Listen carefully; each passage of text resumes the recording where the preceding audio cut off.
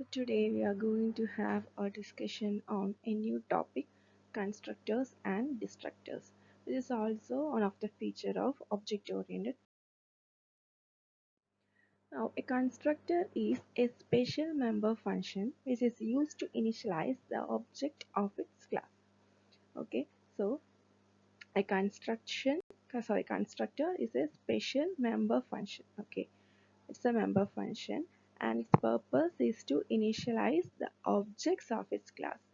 And the name of this constructor will be same as that of the class.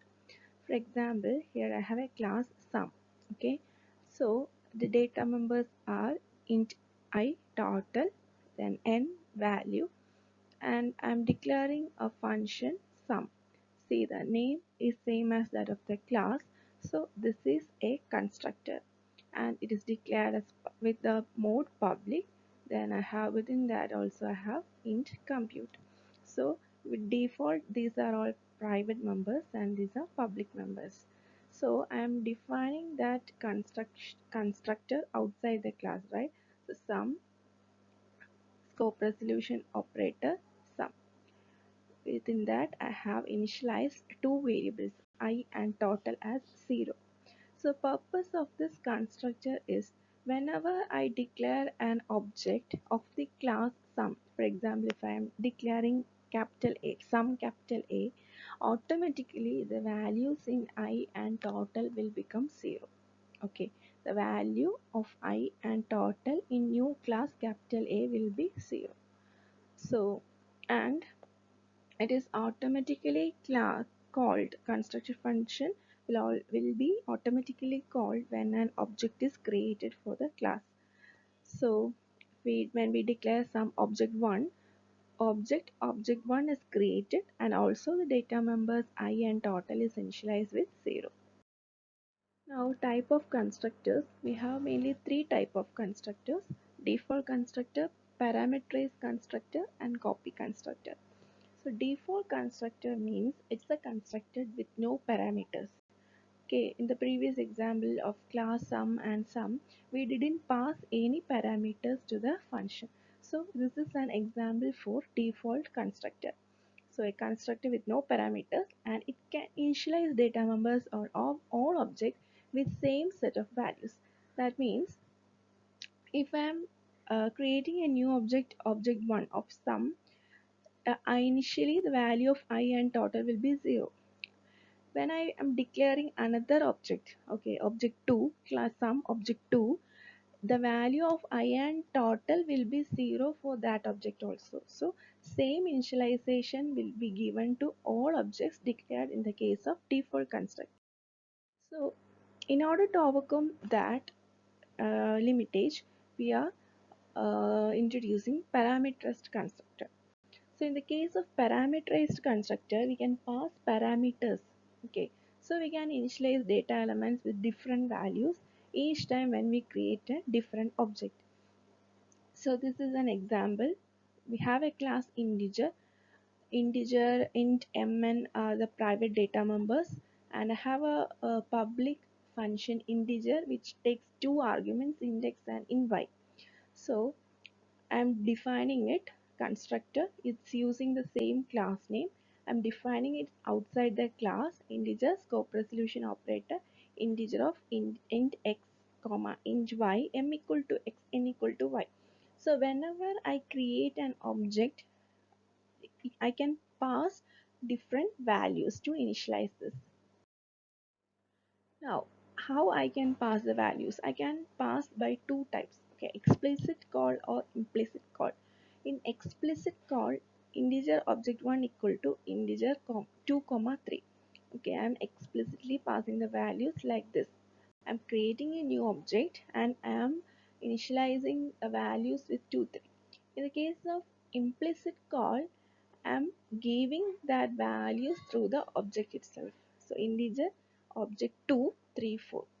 Okay, and this is a commonly used format for passing the parameters for to a constructor. Next, we have copy constructor. So copy constructor is if we have 2 3 objects and some of them have same parameters, then I can just copy one object to another object.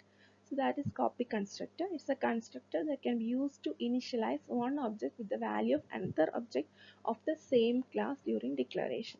The example is, if we need a third object, object 3, with value stored in object 1, I can give integer object 3 equal to object 1, or integer object 3 and passing parameter as object 1.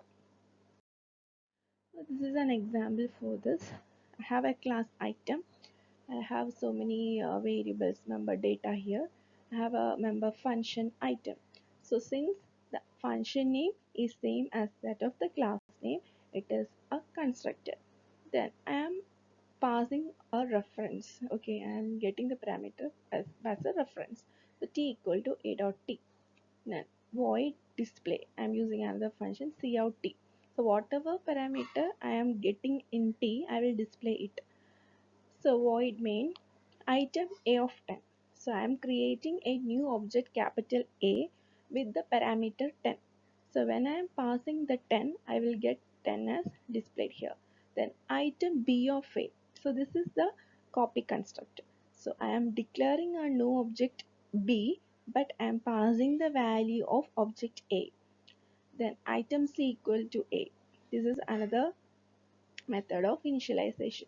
So whatever is the value of A, it will be passed to the object C. So when I display value of A, value of B and value of C, I will get the same value 10. So that is an example for copy constructor. Now this constructor has so many important characteristics. One, they should be declared in the public section. Which should be declared in public section. Second one, they will be automatically invoked when objects are created. There is no need for invoking them separately. They do not have any return type and therefore cannot return any values. Okay, this constructor will not return any values, and they cannot be inherited through a derived class. This is another important point. Constructor cannot be inherited through a derived class but can access the base class constructor. It will not be inherited, but we can access the base class constructor. Then they can have arguments, and then they cannot be referred using the address. Okay, we cannot use the address of the constructor.